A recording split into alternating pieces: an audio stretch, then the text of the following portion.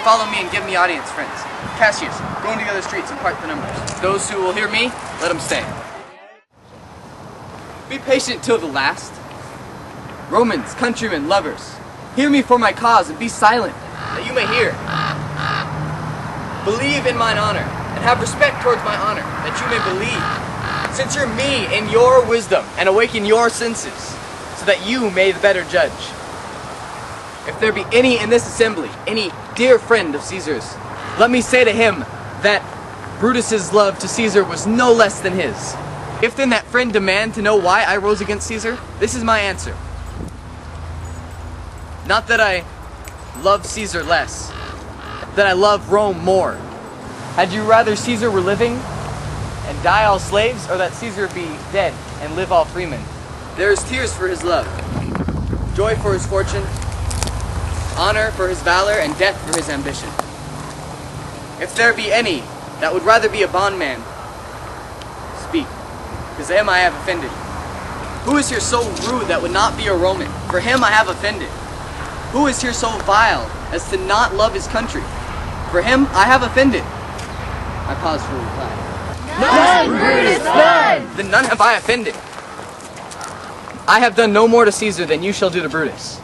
With this I depart, that, as I slew my best lover for the good of Rome, I have the same dagger for myself when it shall please my country to need my death. Live, Brutus, live! Give him a statue with his ancestors. Let him be Caesar! Caesar's better part shall be crowned in Brutus. Here comes the body, borne by Mark Antony. Stay ho! Let Mark Antony speak! Brutus' sake, I am beholden to you. What does he have to say for Brutus? He says for Brutus' sake he finds himself beholding to us all. For best you speak, no harm of Brutus here. This Caesar was a tyrant. Gentle Roman. He's ho! Let us hear him! Friends, Romans, countrymen, lend me your ears. I come to bury Caesar, not to praise him. The evil that men do lives after them.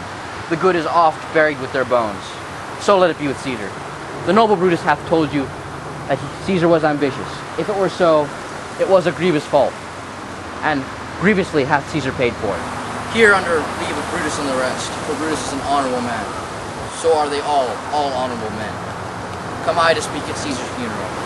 He hath brought many captives home to Rome, whose ransoms did fill the general coffers. Did this in Caesar seem ambitious? When that the poor have cried, Caesar hath wept. Ambition should be made of sterner stuff, yet Brutus says he was ambitious. And Brutus is an honorable man. You all did see that on the Lupercal I thrice presented him the king's crown, which he did thrice refuse. Was this ambition? For yet Brutus says he was ambitious. I speak not to disprove what Brutus spoke, but here I am to speak what I do know.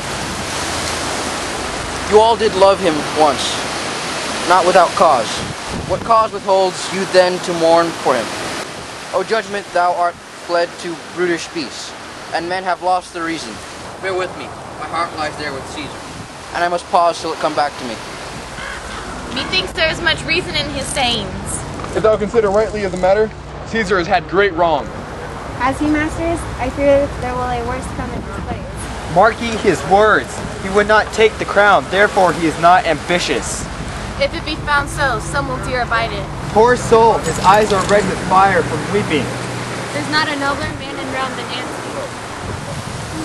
Nor mark him, he begins to speak. But yesterday the word of Caesar might have stood against the world. Now there he lies, and none so poor to do him reverence. If I were disposed to turn your hearts and minds to mutiny and rage, I would do Brutus wrong and Cassius wrong, who you all know are honorable. I'd rather choose to wrong the dead, myself and you, than to wrong such honorable men. But here's a parchment with the seal of Caesar. I found it in this closet. 'Tis his will. Let but the common hear this testament, which, pardon me, I do not mean to read. The will, read it, Mark Antony. Have patience, little friends. I must not read it. It is not meet you know how Caesar loved you. Will you be patient? Will you stay a while? Read the will, Mark Antony. I have overshot myself to tell you of it. I fear I wronged the honorable men. The will! Let's hear Caesar's will! You compel me to read the will? Then come, gather around in a circle around Caesar's body. We shall stand around. If you have tears, prepare to shed them now. You all do know this mantle. I remember the first time, the first time ever Caesar put it on. 'Twas on a summer's evening in his tent, the day he overcame the nervy. Look in this place Rance Cassius staggered through. See what rent the envious Casca made. Through this, the well-beloved Brutus stabbed, and as he plucked the cursed steel away, mark how the blood of Caesar followed it. As rushing out of doors to be resolved, if Brutus so unkindly knocked or no, for Brutus, as you know, was Caesar's angel. Judge, O you gods, how dearly Caesar loved him. This was the most unkindliest cut of all. For when the noble Caesar saw him stabbed, then burst his mighty heart, and in his mantle muffling up his face, even at the base of Pompey's statue, which all the while ran blood, great Caesar fell. Oh, what a fall was there, my countrymen. Then I and you and all of us fell down, whilst bloody treason flourished over us. Oh, now you weep, and I perceive you felt the dint of pity. These are gracious drops, kind souls. What weep you when you but behold our Caesar's vesture wounded? Look here. Here is himself, marred as you see, with traitors. Aha! Oh, traitors, villains! Revenge, avowed, seek, murder, fire, kill, slay. Let not a traitor live. Stay, countrymen! Good friends, sweet friends, let me not stir you up to such a sudden flood of mutiny. They that have done this deed are honorable. What private griefs they have, alas, I know not, that made them do it. They are wise and honorable. I come not, friends, to steal away your hearts. I am no orator as Brutus is, but as you know me well, a plain, blunt man, that love my friend, and that they know full well. They gave me public leave to speak of him. For I have neither wit, nor words, nor worth, action, nor utterance, nor the power of speech to stir men's blood. I only speak right on.